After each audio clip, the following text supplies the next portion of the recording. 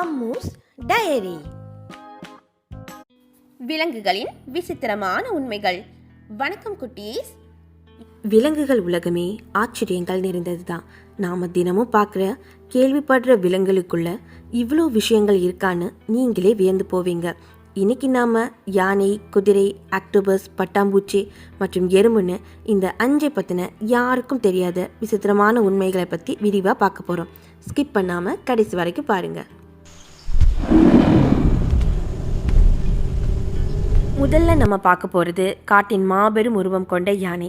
யானைகளுக்கு மூளை ரொம்ப பெருசு. அதனாலேயே அவற்றுக்கு மறக்க முடியாத நினைவாற்றல் இருக்கு.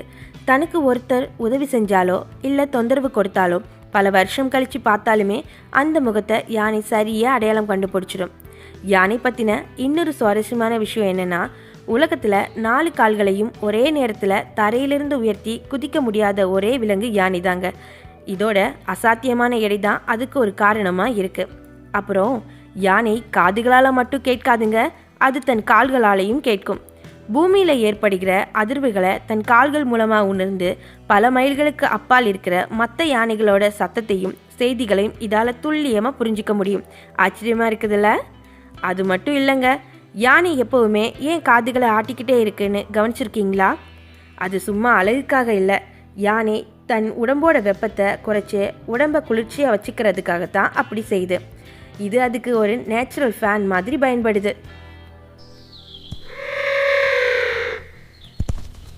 அடுத்ததா வேகத்துக்கு பேர் போன குதிரை. குதிரைங்க பெரும்பாலும் நின்றுக்கிட்டே தான் தூங்கும். எப்படின்னு கேட்குறீங்களா? குதிரையோட காலெலும்புகளில் ஸ்டே அப்பாரட்டஸ்னு ஒரு லாக் சிஸ்டம் இருக்குது.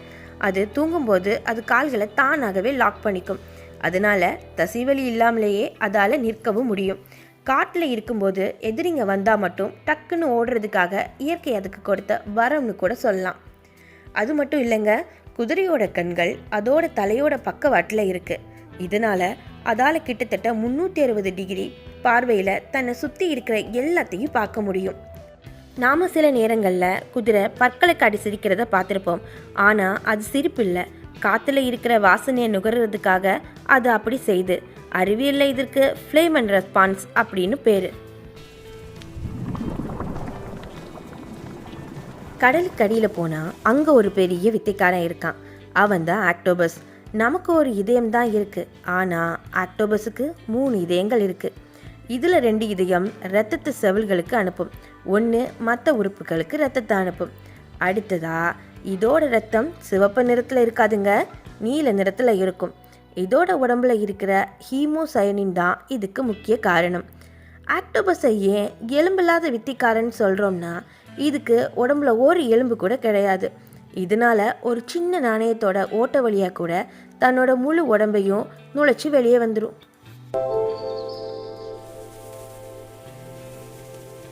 வண்ணங்களின் அரசி பட்டாம்பூச்சி. இது பூக்களை தேடி உட்காரும்போது தன் வாயால் ருசி பார்க்காது, தன் கால்களால் தான் சுவையை உணரும். இதோட கால்களில் இருக்கிற சென்சார்கள் அது எந்த செடி, அதில் இருக்கிற தேன் எப்படிப்பட்டதுன்னு கண்டுபிடிச்சிடும். பட்டாம்பூச்சிகளால் எதையும் கடிக்க முடியாது, ஏன்னா அதுக்கு பற்கள் கிடையாது. குழாய் மாதிரியான வாய் வழியாக தான் திரவ உணவுகளை மட்டும்தான் உறிஞ்சி குடிக்கும். ஆனால் இவ்வளவு அழகாக இருக்கிற இந்த பட்டாம்பூச்சிகளோட ஆயுட்காலம் ரொம்ப குறைவு. பெரும்பாலும் பட்டாம்பூச்சிகள் சில வாரங்கள் மட்டும்தான் உயிர் வாழும். கடைசியாக சுறுசுறுப்புக்கு உதாரணமாக சொல்லப்படுற எறும்பு. எறும்புகளுக்கு நம்மளை மாதிரி ஆழ்ந்த தூக்கமே கிடையாது.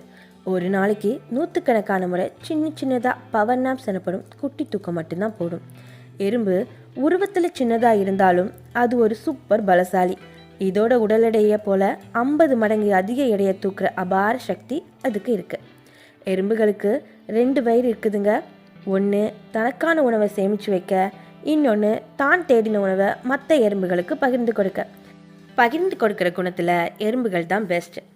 இந்த 5 விலங்குகளில் உங்களை ரொம்ப வேக்க வச்ச உண்மை எதுன்னு மறக்காமல் கமெண்டில் சொல்லுங்கள். இந்த வீடியோ உங்களுக்கு பிடிச்சிருந்தா லைக் பண்ணுங்கள், ஷேர் பண்ணுங்கள். இதே மாதிரியான சுவாரஸ்யமான தகவலுக்கு நம்ம சேனலை சப்ஸ்கிரைப் பண்ண மறக்காதீங்க.